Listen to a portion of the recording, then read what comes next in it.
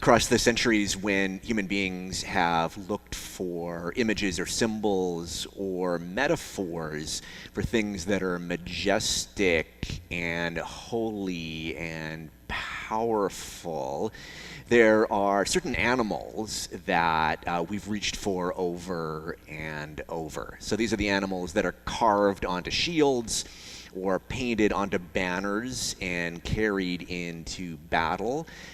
Today, they are the animals that are sewn onto military uniforms or painted onto football helmets. They are the animals that are carved into lecterns and that are named in fiery speeches. So probably the number one animal across the century that's functioned in this way is the eagle. The eagle soars high above things and it dives down to catch its prey, to catch the salmon or the rabbit, as the case may be. Maybe the second would be large predatory cats. So the lion or the tiger. Very few sports teams are named the cheetahs, I notice. And then maybe comes a bear and mythological animals. A dragon might show up in this context. All of these animals are, both the real and the mythological ones, are apex predators. They are high up on the food chain. They hunt other creatures. They take what they need from the natural world. And they're beautiful and fearsome. You don't really want to be face to face with any of them, maybe from a distance, but you don't want to be unexpectedly face to face with any of these animals. So knowing this really long history of what sort of animals show up when we need a metaphor, when we need a symbol, if you were going to a speech by Jesus, and you knew in advance, someone tipped you off, Jesus is going to be using an animal metaphor in the speech, you'd have a pretty good guess which genre of animals he would be drawing from. Today, a group of Jesus' fellow Jews come to him and they warn him. So Jesus has been teaching, and these people that the text tells us are Pharisees come to talk to Jesus. And Pharisees, like Jesus, are people who intensely study the law and people who are trying to figure out what it means to follow the law most fully, what it means to love God most fully, what it means to love neighbor most fully, what a life of service looks like. So they're the people with whom he engages in conversation and debate and prayer and wondering in the temple. And they come to Jesus to warn him. They say, Jesus, you have to get out of here. You have to get out of here. The king is going to kill you. And Jesus sometimes responds to things in a fairly intense way, doesn't he? Jesus responds intensely to this warning. He says to them, you tell that fox. So here's the first animal metaphor in the conversation. You tell that fox. And this one probably is not surprising. Jesus is not full of admiration for the king, and foxes are often used when we want to evoke someone who's sort of shifty and dodgy, and foxes are always sneaking around, stealing stuff. They're the bane of farmers' existences. People don't admire fox. You tell that fox, he says. I am healing people. I am casting out demons. If he would like to make an appointment, I could cast out his demon. And on the third day, my work is going to be complete. And then Jesus talks about Jerusalem, the city he loves, the city that's going to kill him. And then he goes on and he says, how I wish I could gather up your people. And here comes the animal metaphor. How I wish I could gather up your people, for I am like a chicken gathering people under my wings. Now, sometimes Scripture tells us what people thought when Jesus says something. In this case, it doesn't. In this case, the camera doesn't cut to the crowd to show you the reactions. But my guess is if there are speechwriters in the crowd, if there's PR people in the crowd, they're looking at each other at this moment and saying, the chicken part was an unexpected choice. That was startling. It's incongruous. It confounds expectations. It's comical. I think actually when Jesus said this, people laughed out loud. And that's entirely on purpose. Jesus is using comedy in this moment to teach. We're maybe not used to thinking of Jesus as being funny. We tend to read the gospel in a super serious voice, in super serious places, wearing super serious costumes.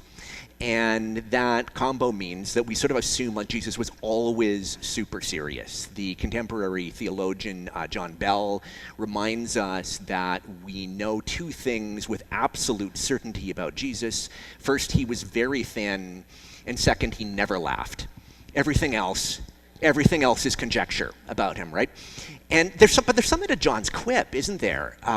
Because we do imagine Jesus as being sort of either stern all the time or having this sort of suffering look on his face all the time, or this super patient look on his face all the time. Rather, it's like, what if he was sometimes guffawing?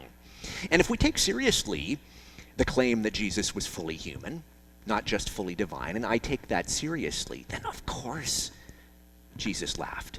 Of course Jesus used comedy as part of his teaching. Of course there were moments when he was laughing so hard he could barely breathe.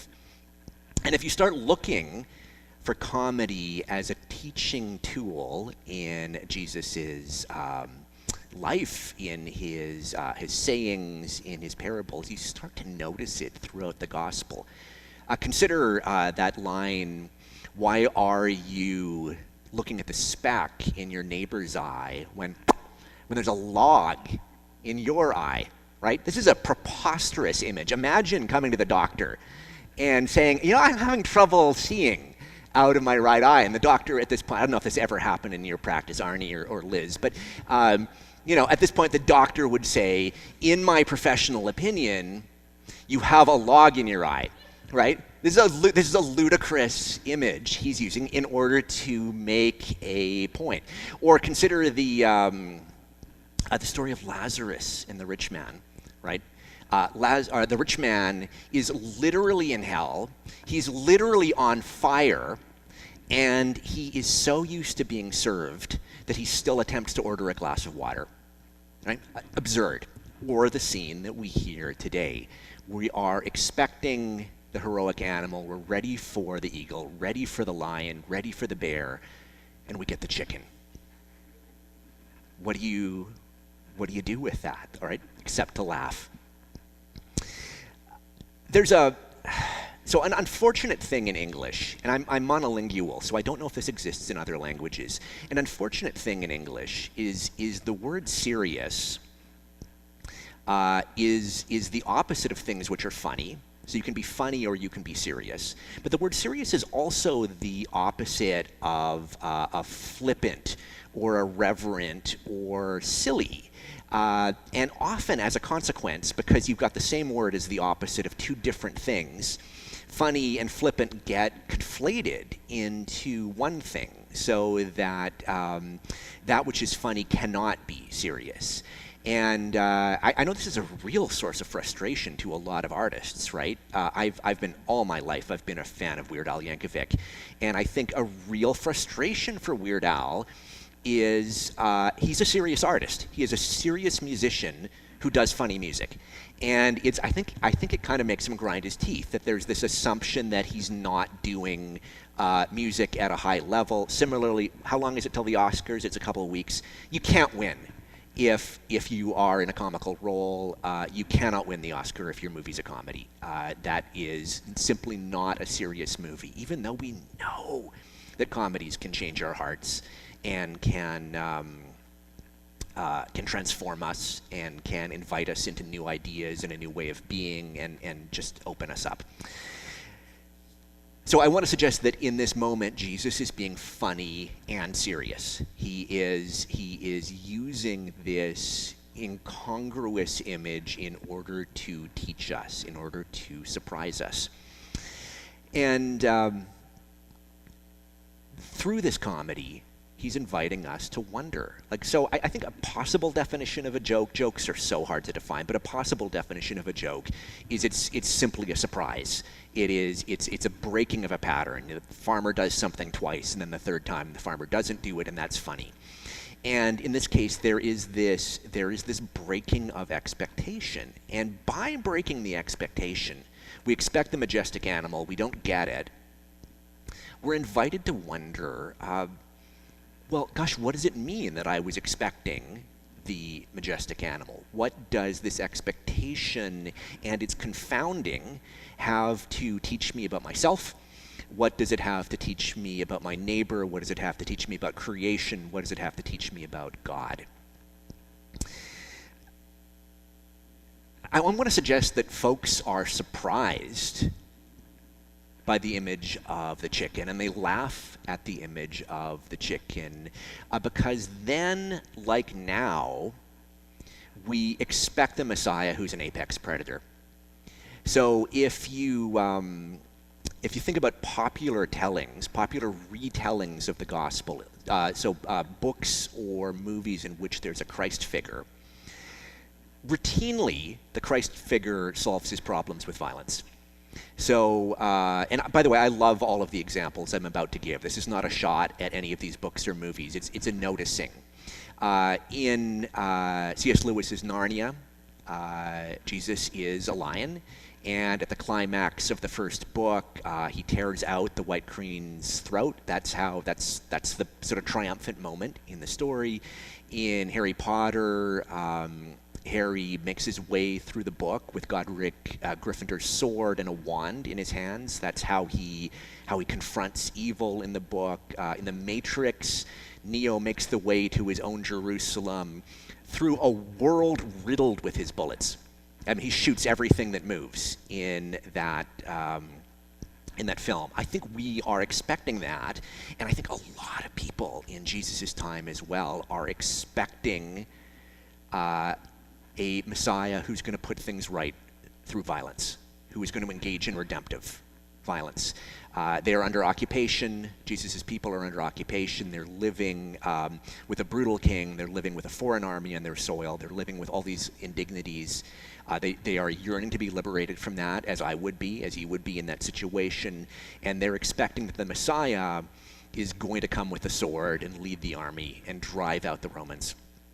And Jesus says, no, that's actually not what the Messiah is going to do. That's not what God does. That's not what God is like. And maybe this is, I don't know if this is provocative, but let's try it out. The nature of God is that can't be what God is like. God cannot engage in violence in order to solve the problems of the world. In the incarnation, God becomes not a king, not an emperor, not the leader of an army, but a peasant who is living under occupation, who works with his hands. Sometimes we say that Jesus' job is carpenter. There are people who say that word from the Greek is better translated as day laborer. Regardless, he's someone whose hands are covered in calluses, who works under the sun, and he's there in solidarity with, in full participation with this occupied people there on the ground with them. He cannot order anyone to be crucified, cannot press the button that's going to launch the missiles, cannot order the armies to start marching. That's what empire does. And in a way, the chicken, it's the perfect image in its absurdity for the incarnation, isn't it? There's the chicken down on the earth, participating in day-to-day life, creating new life, nurturing as it gathers its children under its wings.